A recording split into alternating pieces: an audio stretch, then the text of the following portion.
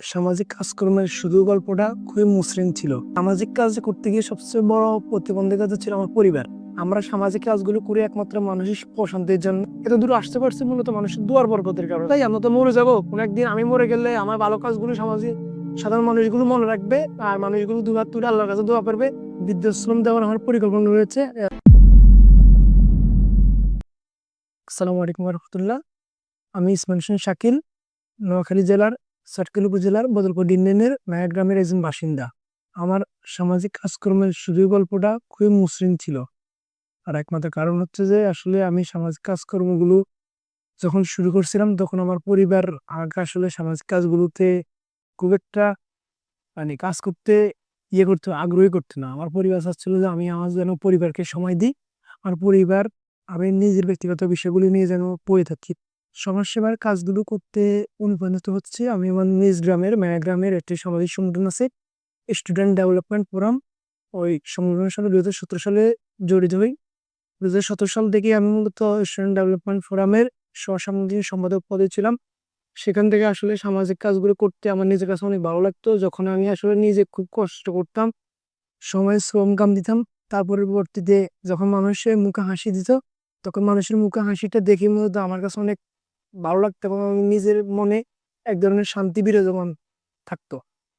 বর্তমানে আমি student development ফোরামের সাধারণ সম্পাদক রয়েছি এবং সার্কেল উপজেলার বেশ কয়েকটি সামাজিক সংগঠনের দায়িত্বে রয়েছি। এবং আপনারা জেনে অত্যন্ত খুশি হবেন, আমি 2021 সালে সার্কেল উপজেলার সমস্ত সামাজিক সংগঠনগুলো নিয়ে স্বেচ্ছাসেবী প্যানেল অফ সার্কেল গঠন করেছি। পরে কোনো একটি কারণে আসলে সেটা পরবর্তীতে ভেঙে দিতে হয়েছিল। সামাজিক কাজ করতে গিয়ে সবচেয়ে বড় প্রতিবন্ধকতা ছিল আমার পরিবার। কারণ আপনি যদি আপনার পরিবার থেকে যদি আপনি কোনো ধরনের যদি সাপোর্ট না পান, তাহলে আপনার আসলে ভালো লাগবে না। আমরা সামাজিক কাজগুলো করি একমাত্র মানুষের প্রশান্তির জন্য, আল্লাহ রাব্বুল আলামিনের রাজি খুশির জন্য। তো সেক্ষেতরে পরিবার যদি আপনাকে যদি হেল্প না করে, পরিবার যদি আপনাকে যদি সহযোগিতা না করে, তবে সেক্ষেত্রে আপনি যতই সামাজিক কাজ করেন, দিন শেষে আপনার মনের মধ্যে আপনি এক ধরনের অতৃপ্তি বোধ করবেন। সামাজিক কাজ করতে গিয়ে আসলে আমার পরিবারের সাথে আমার সাথে অনেক ধরনের এই একটু মনোমালিন্য হয়েছিল। আমার পরিবার আসলে চাচ্ছিল না যে আমি আসলে এই সামাজিক কাজগুলো করি। তার একটা আমাদের কারণ হচ্ছে আমি যে আমার পরিবারের বড় সন্তান, সেহেতু পরিবারের প্রতি আমার কিন্তু দায়বদ্ধতা ছিল। আমি আসলে পরিবারকে সেই রকম সময় দিতে চাচ্ছিলাম না।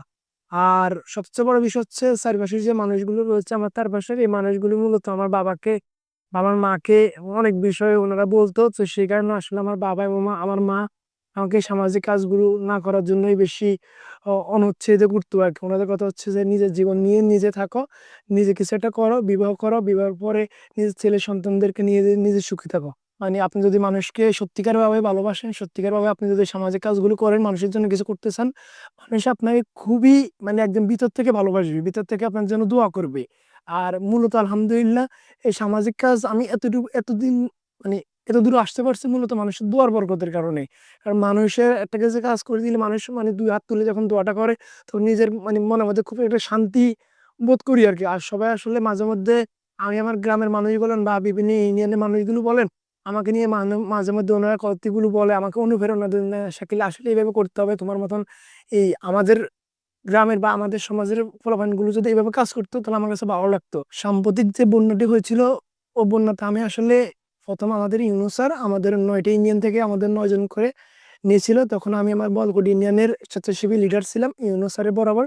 তো তার পরিবর্তে ইউনূস স্যার আমাদেরকে বললো যে আসলে আমার কাছে এখন কোনো কিছু নেই, আপনারা সবাই নিজ নিজ থেকে চেষ্টা করুন কিছু করার জন্য। তারপর আমি আসলে খুবই আশাহীনত ভাবে বাইরে আসছিলাম, কিন্তু মোহন রবের নিকট আমি হাজার কোটি শুক্রিয়া। মোহন রব আসলে খুবই অদৃশ্যমান ভাবে আমাকে প্রায় 750 প্যাকেটের মতন ত্রাণ, হ্যাঁ আলহামদুলিল্লাহ, মহানবুল আলম ব্যবস্থা করে দিয়েছে। আমি শুক্রিয়া আদায় করি মোহন রবের দরবারে এবং কৃতজ্ঞতা স্বীকার করি যে মানুষগুলো মূলত আমাকে ভালোবেসে এই 750টি প্যাকেট আমাকে ভালোবেসে এবং আমার উপর আস্থা বিশ্বাস রেখে তারা দিয়েছেন।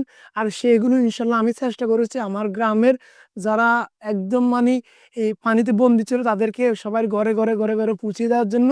এক্ষেত্রে হয়তো আমার কিছু সমস্যা ছিল, ইনশাল্লাহ আমি সেগুলো থেকে শিক্ষা গ্রহণ করেছি। ভবিষ্যতেও আমি যে কোনো প্রাকৃতিক দুর্যোগে অবশ্যই আমি সেগুলো থেকে শিখেই আরো ভালো কিছু করার চেষ্টা করবো ইনশাল্লাহ। তরুণদের উদ্দেশ্যে আমি একটা কথাই বলবো, আপনারা সামাজিক কাজগুলো করুন, আপনারা রাজনৈতিক পথে আপনারা যায়েন না।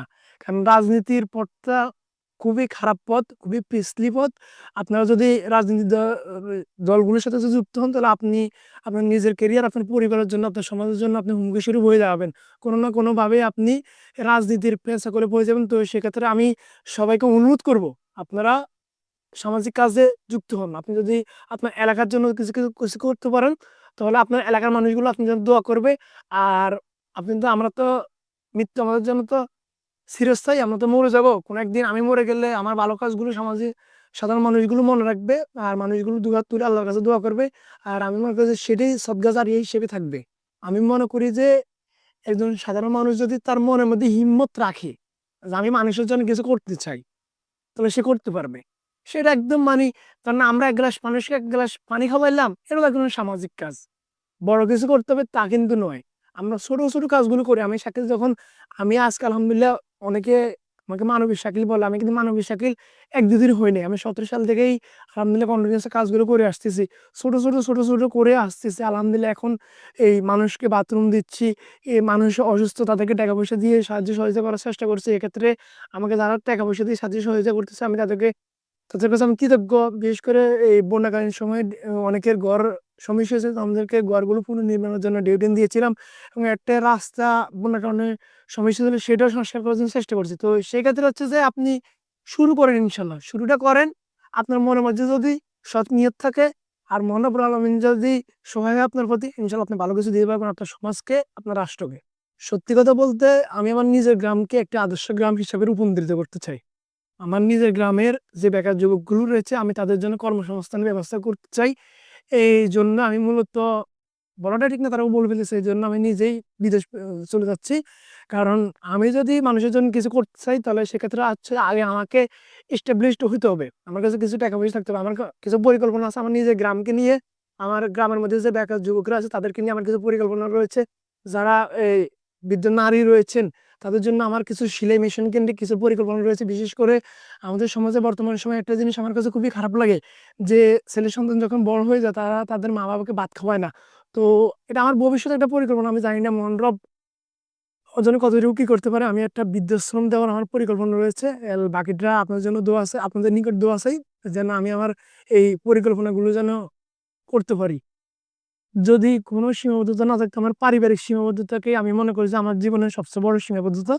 আমার পরিবার যদি আমাকে একদম মুক্তভাবে যে কাজ করার সুযোগটা দিত, ইনশাল্লাহ, তাহলে আমি বর্তমান সময়ে গ্রামের মানুষগুলোকে বা আমার সমাজের মানুষগুলোকে যে পরিমাণে এফোর্ট দিতে পারতেছি, তার থেকে ইনশাল্লাহ আরো অনেক বেশি দিতে পারতাম। আর আমি শুকরিয়া আদায় করি মন্ডপের দরবারে, এবং আমি কৃতজ্ঞতা আমার পিতামাতার কাছে। কারণ আমার পিতামাতা আমাকে আলহামদুলিল্লাহ, তারা যেভাবে আমাকে, তারপরেও দিন শেষে বাধ্যবাধকতার ক্ষেত্রে আমার বাবা আমাকে দিন শেষে বলে, আসলে ওরা বললেও কিছু হবে না। এমন একটা নিয়ে নিছে যে ওরা বললে তো হবে না।